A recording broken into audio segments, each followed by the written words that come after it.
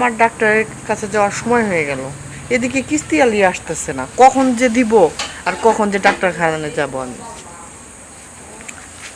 ও আরে কি ব্যাপার, আপনি দাঁড়িয়ে আছেন? আপনার জন্য অপেক্ষা করতেছি, আর আমি যাব এক জায়গা। এখন হ্যাঁ হ্যাঁ, আপনি তো কিস্তিটা দিন। হ্যাঁ ইয়ে আপনার কিস্তি এই যে হ্যাঁ দিন, আপনি আমার কাছে দিন, আমি দেখছি। ওকে, আচ্ছা ঠিক আছে। খাতাটা আচ্ছা, বইটা আমার আজকে নিয়ে যেতে হবে। আসলে আজকে শনিবার তো, আজকে বইটা আসলে জমা দিতে হবে। আচ্ছা আচ্ছা ঠিক আছে, আগামী সপ্তাহে দিয়ে যাব। আচ্ছা ঠিক আছে, আসি তাহলে। আচ্ছা আসি।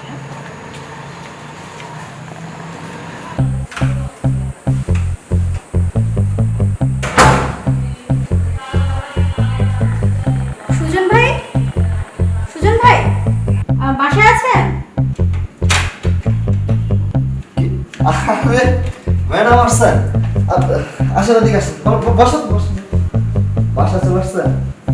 বাসায় না এসে কি উপায় আছে? আপনি তো কিস্তির অফিসেই যাচ্ছেন, আপনি তো দেখাই করতেছেন না। আপনি কেন্দ্রে যাচ্ছেন না, দেখা করতেছেন না। গত সপ্তাহে এলাম, বললেন যে এই সপ্তাহে দিবেন, সেজন্য তো আপনার বাসায় আসতে হলো আমাকে। ম্যাডাম ওই হয়েছে কি, একটু ঝামেলার মধ্যে ছিলাম তো, বুঝলেন তো, হাতে একটু টানাটানি ছিল, এই জন্য যাওয়া হয় নাই। আচ্ছা ঠিক আছে, এখন কিস্তিটা দিন, আমি চলে যাচ্ছি। আর পাগল হয়েছেন আপনি? বসেন, আসছেন এই রোদের ভিতরে, কি রোদ, ঠাড়া পড়া রোদের ভিতরে আসছেন, একটু রেস্ট করেন। এক কাজ করেন, কিছু খান। না না, আমি কিছু খাবো না, আপনি টাকাটা দিন, আমি চলে যাচ্ছি। আরে এই তো কষ্ট করে রোদের ভিতরে আমার বাসা আসছেন, এক গ্লাস পানি তো খাবেন। হ্যাঁ, অবশ্যই একটু পানি খাওয়াতে পারেন। তাই জন্য বলছি, আসেন রুমে আসেন। রুমে কেন, এখানেই তো দিতে পারেন। আপনি বুঝতেছেন না, এখানে তো ফ্যান নাই ম্যাডাম, রুমের ভিতরে ফ্যান আছে, আপনি ফ্যানের নিচে ঠান্ডা মাথায় একটু বসেন, আমি আপনাকে এক গ্লাস পানি দিয়ে আপনি খান, কিস্তির টাকা নিতে আসছেন, নিয়ে চলে যাবেন, অসুবিধা নেই। আচ্ছা ঠিক আছে, আজকে আর ঘোরাবেন না যেন। না না, ঘুরে আসেন।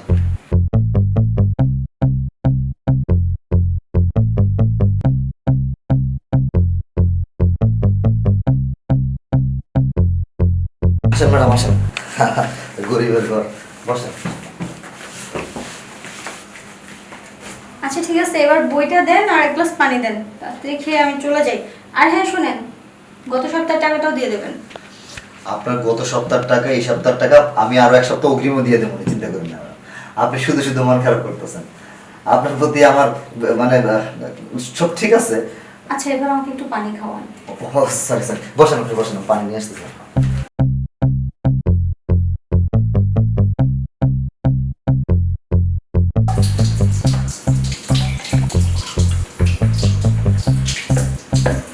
ম্যাডাম, তোমার যে আমি কিস্তি কেন দিতে চাই না, আজকে বোঝাবো না।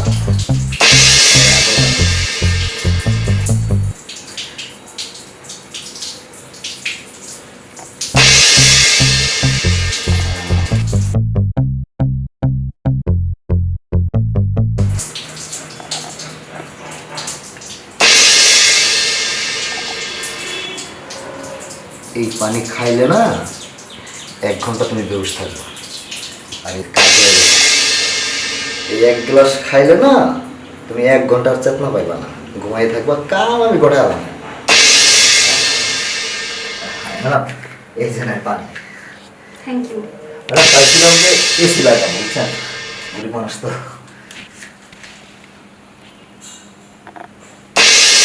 ঠান্ডা মানে ফ্রিজ থেকে নেন।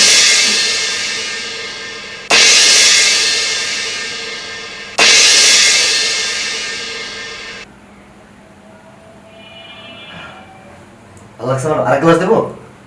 না না থ্যাঙ্কস, আর লাগবে না। তাহলে কিস্তি হলো আমার, তাহলে 2টা হইলো না, 2টা কিস্তি পাচ্ছি।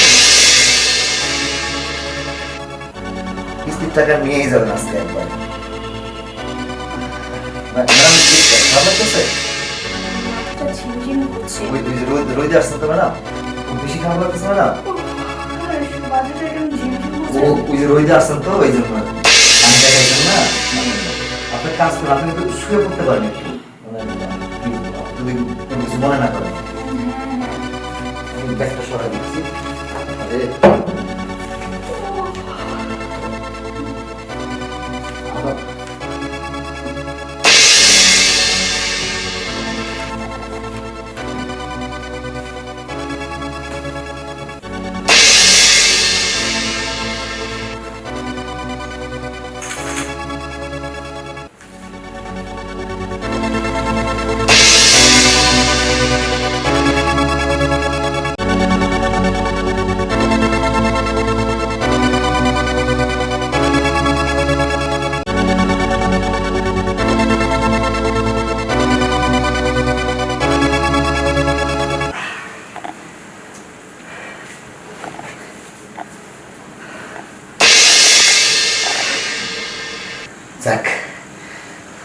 সাথে বলে নিয়েছে, সময় নিলাম প্রায় ঘন্টা দেড়েক।